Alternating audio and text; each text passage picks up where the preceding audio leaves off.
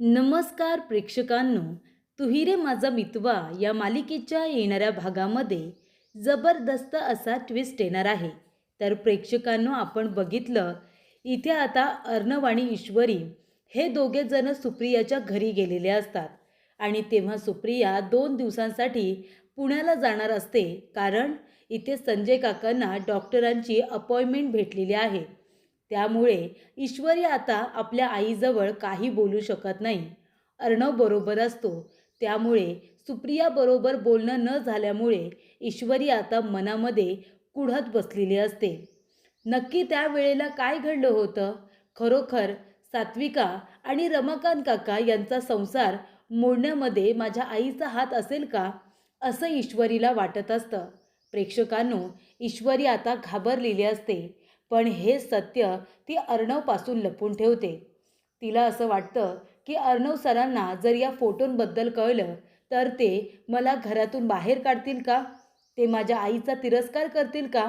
असे अनेक प्रश्न तिच्या मनामध्ये आलेले असतात. तिला अर्णवला दुखवायचं नसतं, म्हणूनच हे सत्य ईश्वरीने अर्णवपासून लपवून ठेवलेलं असतं.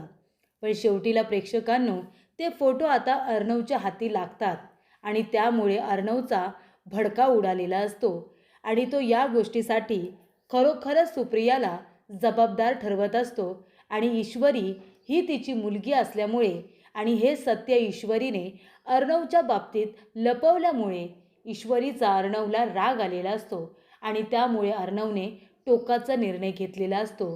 त्याने ईश्वरीला घरातून जायला सांगितलेलं असतं. पण ही गोष्ट अविनाश मामांना कळलेली असते. मामांना समजताच त्यांना कळलेलं असतं की या सगळ्याच्या मागे नक्की कोण व्यक्ती आहे. त्यांना ही गोष्ट अजिबात मान्य नसते की अर्णव आणि ईश्वरी दोघेजण एकमेकांपासून दूर झाले पाहिजे, त्यांचा संसार मोडला पाहिजे. ही गोष्ट अविनाश मामांना अजिबात मान्य नसते. त्यामुळे प्रेक्षकांनो, येणाऱ्या भागामध्ये इथे अर्णव आणि ईश्वरीचा संसार वाचवण्यासाठी मामांनी 17 वर्षांपूर्वीचं वल्लरीचं कारस्थान सगळ्यांच्या समोर आणलेलं असतं आणि या सत्याचा उलगडा केलेला असतो की सात्विकाचा संसार मोडण्यामध्ये आणि सात्विकाने जीव देण्यामध्ये सुप्रियाचा हात नसून वल्लरीचा हात आहे. या गोष्टीचा खुलासा आता मामांनी सगळ्यांच्या समोर केलेला असतो आणि त्यामुळे प्रेक्षकांनो, इथे अर्णवने हाताला धरून इथे आता वल्लरीला घरातून बाहेर काढलेले असते. तर प्रेक्षकांनो, येणाऱ्या भागामध्ये अर्णव ईश्वरीचा संसार मोडणाऱ्या इथे आता वल्लरीला कशा पद्धतीने मामा आणि अर्णव दोघेजण मिळून धडा शिकवतात, आपण सविस्तरपणे बघूया. तर प्रेक्षकांनो, आपण बघितलं ईश्वरीला जेव्हापासून त्या फोटोंचं सत्य समजलंय, तिला आपल्या आईजवळ बोलायचं असतं. नक्की तेव्हा काय घडलं होतं, काय परिस्थिती होती, हे तिला विचारून घ्यायचं असतं आणि म्हणूनच ती गेलेली असते. पण अर्णव बरोबर असल्यामुळे तिला काहीच बोलता येत नाही आणि दुसऱ्याच दिवशी सुप्रिया काकांना घेऊन पुण्याला जाणार असते आणि ती 2 दिवसानंतर येणार असते. तेव्हा प्रेक्षकांनो, इथे आता ईश्वरीने ते फोटो कपाटामध्ये ठेवलेले असतात. ते फोटो अर्णवच्या हाती लागणार नाही याची परिपूर्ण काळजी घेण्यात आलेली असते. आणि त्यानंतर प्रेक्षकांनो, इथे आता अर्णवला ते फोटो दिसायला पाहिजे म्हणून वल्लरीने तिच्या पर्समध्ये असलेले फोटो ड्रॉवरमध्ये ठेवलेले असतात. तेव्हा अर्णव आपल्या कपाटामध्ये चेकबुक शोधत असतो आणि ते चेकबुक काढत असतानाच त्याला ते फोटो दिसतात. फोटो बघितल्यानंतर अर्णवच्या पायाखालची जमीनच सरकते आणि तो म्हणतो, मी सिंदोर, लवकर इकडे ये. आणि ईश्वरी धावत पळत आलेली असते. तेव्हा अर्णव म्हणतो, मी सिंदोर, हे सगळं काय आहे? तेव्हा इथे अर्णवच्या हातातून मोबाईल खाली पडतो. तेव्हा इथे त्या मोबाईलमधून एक आवाज ऐकू येतो आणि तो आवाज असतो ईश्वरीचा. तेव्हा प्रेक्षकांनो, ईश्वरीचा आवाज त्याच्यामधून ऐकू येतो. त्याच्यामध्ये ईश्वरी म्हणत असते की माझ्या आईचं आणि अर्णव सरांच्या वडिलांच्या फोटोचं सत्य मला समजलं आहे. ही गोष्ट मी अर्णव सरांपासून लपून ठेवले, पण ही गोष्ट मला त्यांना सांगायची आहे. तेव्हा प्रेक्षकांनो, अर्णव म्हणत असतो की तुला हे सगळं माहीत होतं, तुझ्या आईचं कारस्थान, पण ते तू लपून ठेवलंस स्वतःच्या आईला वाचवण्यासाठी आणि माझ्या आईचा जीव गेला तुझ्या आईसाठी आणि तू तुझ्या आईचं सत्य माझ्यापासून लपून ठेवलंस मी सिंदोर, का? म्हणजे ती बाई जिने माझ्या आईचा संसार उद्ध्वस्त केला, जिच्यामुळे माझ्या आईने स्वतःला संपवलं, ती बाई तुझी आई होती मिसिंदर. आणि हे तुला माहीत होतं, पण तरीसुद्धा ही गोष्ट तू माझ्यापासून लपून ठेवलीस. ही गोष्ट मी अजिबात सहन करणार नाही. तेव्हा वल्लरीने ऐकलेलं असतं. त्या दोघांमध्ये भांडण झालेलं आहे. आणि तेव्हा प्रेक्षकांनो, अर्णव आता ईश्वरीचा हात पकडतो, तिला सरळ गाडीमध्ये बसवतो आणि आता ईश्वरीला तिच्या घरी नेऊन सोडतो. ईश्वरी म्हणत असते, अर्णव सर, फक्त एकदा माझं ऐकून घ्या. मी आईजवळ बोलायला गेले होते, पण मला काही बोलताच आलं नाही. या फोटोमध्ये दिसतंय तसं खरंच काही नसेलही. नक्कीच हे फोटो कोणीतरी मुद्दामून काढलेत. माझी आई कधीच कुणाचा संसार मोडणार नाही. अर्णव म्हणतो, अच्छा, तुझी आई कुणाचा संसार मोडणार नाही. मग उगाच माझ्या आईने तिचं आयुष्य संपवलं का? तुझ्या आईमुळे माझी आई लहानपणीच आम्हाला सोडून निघून गेली आणि तू म्हणतेस की तुझी आई असं करणार नाही. या फोटोमध्ये कोण आहे? तुझीच तर आई आहे ना. तेव्हा इथे अर्णव आता ईश्वरीला रागाने तिच्या घरी सोडायला जातो. मामा आणि अंजली त्याला थांबवण्याचा प्रयत्न करत असतात, पण अर्णव त्यावेळेला कुणाचं काही ऐकायला तयार नसतो. तेव्हा प्रेक्षकांनो, मामा म्हणत असतात की हे सगळं अचानकपणे कसं काय घडलं? हे फोटो वगैरे कुठून आले? हे फोटो कुणी ठेवले असतील अर्णवच्या रूममध्ये? तेव्हा वल्लरी मात्र खुश असते. वल्लरी म्हणते, बघा बघा, या मुलीचे कारस्थान बघितले का? स्वतःच्या आईचं सत्य माहीत असूनसुद्धा लपून ठेवलं. तेव्हा मामा म्हणतात, पण हे फोटो अचानकपणे ईश्वरीच्या रूममध्ये आलेच कुठून? तिला विचारीला तर माहितीसुद्धा नव्हतं. तिला या घरामध्ये आल्यानंतर कळलं की अर्णवचे वडील कोण आहेत. तेव्हा प्रेक्षकांनो, इथे आता मामा म्हणतात, वल्लरी, या सगळ्याच्या मागे तुझा काही हात नाही आहे ना? तेव्हा वल्लरी म्हणते, माझ्यावरती आवाज चढवायचा नाही. मी काहीच केलेलं नाही आहे, कळलं ना? हे बिनबुडाचे आरोप माझ्यावरती करू नका. तेव्हा मामा म्हणतात, वल्लरी, तू काय करू शकतेस आणि काय नाही हे मला बरोबर माहिती आहे. या सगळ्याच्या मागे जर तू असशील ना वल्लरी, परिणाम चांगले होणार नाही. आणि तेव्हा प्रेक्षकांनो, वल्लरी आता रूममध्ये नसताना मामा कपाट उघडतात आणि तिची पर्स चेक करतात. तेव्हा त्यांना त्या कपाटामध्ये आणि त्या पर्समध्ये नेगेटिव्ह सापडलेले असतात. ह्या त्याच निगेटिव्ज आहेत, त्याचे फोटो तयार करून आणलेले असतात. आणि तेव्हा प्रेक्षकांनो, इथे आता नेगेटिव्ह सापडलेले असतात आणि इथे फोटोसुद्धा सापडलेले असतात.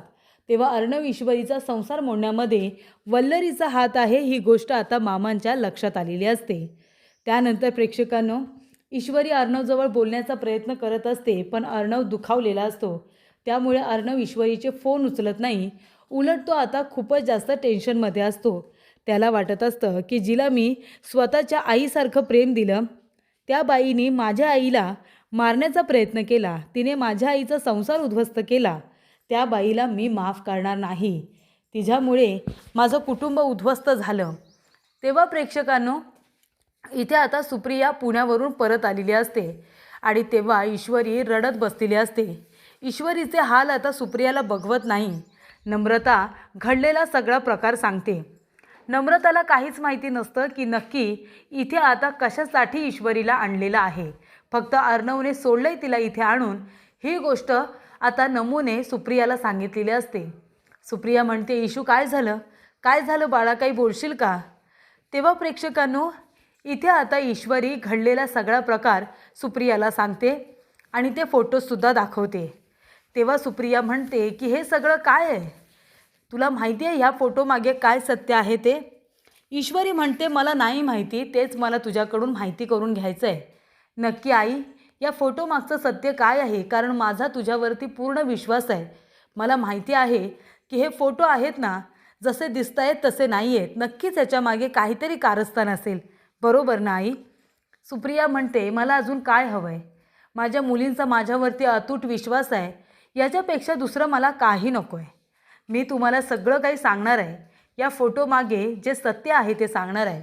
या फोटोंमुळे माझं आयुष्य उद्ध्वस्त झालं होतं हे सुद्धा तुम्हाला सांगेन. तेव्हा प्रेक्षकांनो, आता इथे सुप्रिया सांगते की मी इंटरव्ह्यूसाठी गेले होते. रमाकांत सरांनी मला इंटरव्ह्यूसाठी बोलावलं होतं. तेव्हा एक बाई तिथे आली आणि तिने मला आतमध्ये बोलवलं आणि रमाकांत सरांच्या केबिनमध्ये इंटरव्ह्यूसाठी पाठवलं. आणि त्यावेळेला त्यांना गुंगीचं औषध देण्यात आलं होतं. कारण मी इंटरव्ह्यूला गेल्यानंतरच सरांना त्याच्या आधीच चक्कर यायला सुरुवात झाली होती. सर पूर्णपणे इथे आता बेशुद्ध झाले होते. तू जर हा फोटो नीट बघशील तर त्या सरांनी डोळे पूर्णपणे बंद केलेत आणि ते बेशुद्ध झालेत. आणि मी पत्रकारांकडे बघते, त्यांनी फक्त माझा हात पकडला आहे कारण मी त्यांना आधार देत होते. तेव्हा प्रेक्षकांनो ईश्वरी म्हणते, आई ती बाई कोण होती? तेव्हा सुप्रिया म्हणते, त्या बाईचं नाव वगैरे मला माहीत नाही, पण त्या बाईमुळेच मी फसले गेले होते आणि तिनेच यांचा संसारसुद्धा उद्ध्वस्त केला आहे. तिच्याबरोबर अजून एक माणूससुद्धा होता. तेव्हा इथे आता सुप्रिया म्हणते, इशू चल माझ्याबरोबर. आणि ईश्वरी आणि नम्रता सुप्रिया संजय काकांना घेऊन अर्णवच्या घरी आलेले असतात. आणि तेव्हा सुप्रिया म्हणते, अर्णव खाली ये, मला तुझ्याशी बोलायचं आहे. तेव्हा अर्णव म्हणतो, मला तुमचं तोंडसुद्धा बघायचं नाही आहे, तुमच्यामुळे माझ्या आईचा संसार उद्ध्वस्त झाला. तेव्हा सुप्रिया म्हणते, एक फोटो बघून तू माझ्यावरती आरोप करू शकत नाही. या फोटोमागचं सत्य नेमकं काय आहे हे सुद्धा तू जाणून घेतलं पाहिजे. इतकी दिवस तू मला बघतोयस, तुला खरंच असं वाटतं की मी एखाद्या व्यक्तीचा भरलेला संसार उद्ध्वस्त करेन? तेव्हा प्रेक्षकांनो अर्णव आता बाहेर येतो. तेव्हा इथे वल्लरी म्हणते, हा फोटो तू नीट बघ. या फोटो तुला असं काय दिसतंय? तुझ्या वडिलांचं फक्त डोकं माझ्या खांद्यावरती आहे आणि मी त्यांचा हात पकडला आहे. अरे पण त्यांना तिथे चक्कर येत होती, ते बेशुद्ध झालेत. त्यांचा तू चेहरा बघ, त्यांचे डोळे बंद आहेत, ते स्वतः शुद्धीमध्येच नाही आहेत. त्यांना मी फक्त आधार देत होते. आणि इथे काय तुला चुकीचं दिसतंय रे? मी इंटरव्ह्यूसाठी तयार होऊन गेलेली मुलगी दिसते, बाकी काय आहे? पण हे फोटो नेमके कुणी काढले, कशा पद्धतीने काढले याचा विचार तुम्ही का नाही केलात? तुझ्या वडिलांना फसवण्याचा प्रयत्न केला आणि मला विनाकारण बळीचा बकरा बनवलं. एक गरीब मुलगी तिथे इंटरव्ह्यूसाठी गेली होती आणि तिला तिथे एका बाईने अडकवलं, बस. तेव्हा प्रेक्षकांनो ईश्वरीने एक प्लॅन तयार केलेला असतो. ती इथे नम्रताला म्हणते की अर्णवच्या समोरच चक्कर येण्याचं नाटक कर. तेव्हा प्रेक्षकांनो नम्रता आता चक्कर येण्याचं नाटक करते आणि अर्णव तिला सावरतो. तेव्हा ईश्वरी आपल्या मोबाईलमध्ये फोटो काढते आणि म्हणते की अर्णव सर, आता हा फोटो बघा तुम्ही. तेव्हा अर्णव म्हणतो, हे सगळं काय आहे मिस इंदोर?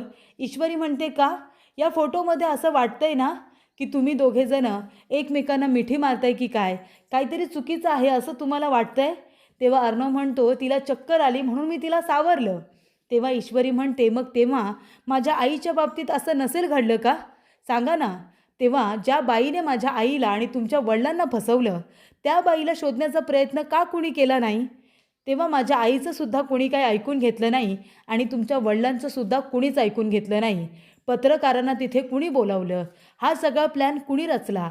या गोष्टीचा शोध घ्यायला हवा होता ना. तेव्हा प्रेक्षकांनो इथे आता वल्लरी सुप्रियाला बघून लपून बसलेली असते. तेव्हा मामांना माहिती असतं की या सगळ्याच्या मागे कोण आहे. तेव्हा इथे अर्णव तरीसुद्धा रागवलेला असतो.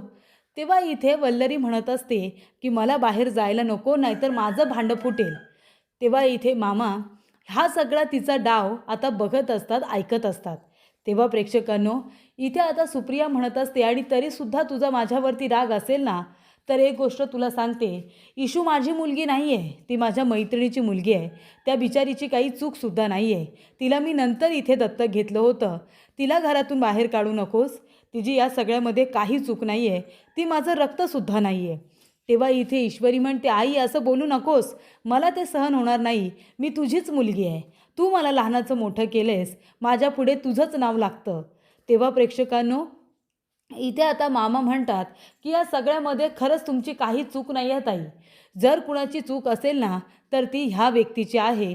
तेव्हा मामा वल्लरीला हाताला धरून बाहेर घेऊन येतात आणि म्हणतात की 17 वर्षांपूर्वी सात्विकाचा संसार मोडण्यामध्ये तुमचा हात नव्हता, तो ह्या व्यक्तीचा होता, बरोबर ना. जेव्हा सुप्रिया वल्लरीला बघते तिच्या पायाखालची जमीनच सरकते. सुप्रिया म्हणते, हीच ती बाई आहे, पण ती तुमच्या इथे कशी? आणि सुप्रिया जोरदार तिच्या थोबाडीत देते आणि म्हणते, 17 वर्षांपूर्वी तुमच्यामुळे माझा संसार उद्ध्वस्त होणार होता. तुमच्यामुळे मला जीव देण्याची वेळ आली होती. तुम्ही बदनामी केलीत माझी. इंटरव्ह्यूला आतमध्ये ये म्हणालात आणि माझ्यासोबत त्या बिचाऱ्या साध्या भोळ्या माणसाचे, प्रामाणिक माणसाचे फोटो काढलेत. अर्णव, तुझे वडील खूप चांगले होते बाळा. त्या आमच्या बाजूला आले होते. त्यांनी आमची परिस्थिती बघितली आणि माझं शिक्षण असल्यामुळे मला नोकरी देईन असं सांगितलं होतं. ते तर मला बहिणीसारखे मानत होते. अरे ह्या फोटोकडे बघून चुकीचं समजू नका आमच्या नात्याला. तेव्हा प्रेक्षकांनो, हे सगळं ह्या वल्लरीने केलं आहे आणि कशासाठी तर प्रॉपर्टीसाठी आणि दागिन्यांसाठी. यांच्याबरोबर अजून एक माणूस होता. तेव्हा अर्णव म्हणतो, ते माझे काका होते का? तेव्हा इथे ईश्वरी आता म्हणते, त्यांचा फोटो असेल तर दाखवा, म्हणजे आई त्यांनासुद्धा ओळखेल. तेव्हा अर्णवने त्या काकांचा सुद्धा फोटो दाखवलेला असतो. तेव्हा सुप्रिया म्हणते, बरोबर, ही बाई आणि हाच माणूस होता. त्यानेच हे फोटो मुद्दामून मीडियाला बोलावून काढायला सांगितले होते, तुझ्या वडिलांची बदनामी करण्यासाठी. कारण त्यांना हरवायचं होतं म्हणून हे त्यांचं बोलणं मी स्वतः ऐकलं होतं. तेव्हा प्रेक्षकांनो, इथे आता अर्णवच्या समोर संपूर्ण सत्य आलेलं असतं. तेव्हा मामा म्हणतात, आणि हे सगळं वल्लरीने मुद्दामून केलं आहे, हे मला माहिती होतं अर्णव. दागिने, संपत्ती याची ती लालची होती पहिल्यापासून, पण ही गोष्ट मी तुझ्यापासून लपून ठेवली. तेव्हा इथे अर्णव आता सुप्रियाची माफी मागतो आणि तो वल्लरीला हाताला धरून आता घरातून बाहेर हकलतो. माझ्या आईच्या मृत्यूला तू जबाबदार आहेस मामी, तुला या घरामध्ये जागा नाही, असं अर्णव म्हणतो आणि वल्लरीची घरातून हकलपट्टी करतो. आणि मामासुद्धा आता वल्लरीचं कारस्थान मुद्दामूनच अर्णवच्या समोर आणतात, कारण त्यांना अर्णव आणि ईश्वरीचा संसार मोडू द्यायचा नसतो. म्हणूनच इथे मामांनी 17 वर्षांपूर्वीचं वल्लरीचं कारस्थान अर्णव आणि संपूर्ण घराच्या समोर आणलेलं असतं. आणि इथे सात्विकाचा संसार मोडण्यामध्ये सुप्रियाचा नाही तर वल्लरीचा सगळ्यात मोठा हात आहे, असं सुद्धा प्रेक्षकांनो आता मामांनी अर्णवला सांगितलेलं असतं. आणि त्यामुळेच इथे अर्णवने वल्लरीची घरातून हकलपट्टी केलेली असते.